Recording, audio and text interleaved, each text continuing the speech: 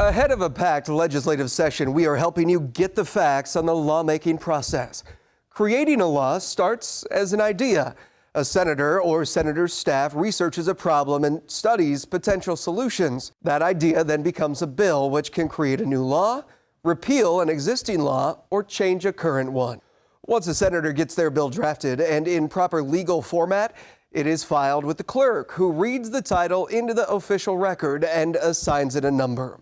The bill heads to one of 14 committees. Each committee is made up of 9 state senators and focuses on varying topics like agriculture or education. State senators hear public testimony, which is added to the official record. During that time, the Legislative Fiscal Office prepares budget statements about the expenses surrounding the bill. If a committee pushes it through, the bill is read for all 49 lawmakers, but still faces 3 more votes. First, it's called general file. Our state senators debate and talk about amendments or changes. 25 state senators are needed to approve an amendment and/or pass a bill to the next round. There's also something called cloture, essentially Nebraska's version of ending a filibuster. 33 votes are required to invoke cloture or stop debate and move a bill forward. If cloture fails, a bill stalls or dies. If a bill gets through general file, it goes to enrollment and review. That's a process where changes or amendments are added. Then it moves to select file.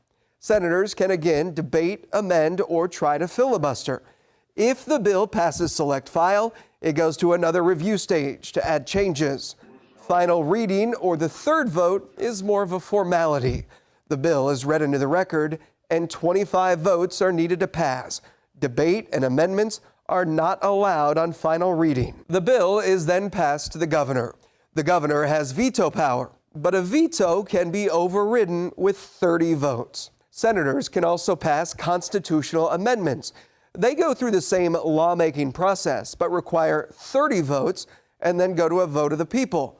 Typically, at the next general election, the governor cannot veto a constitutional amendment.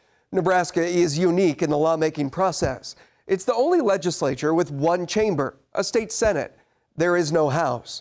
The state senate is officially nonpartisan, though lawmakers are typically candid on their party affiliation.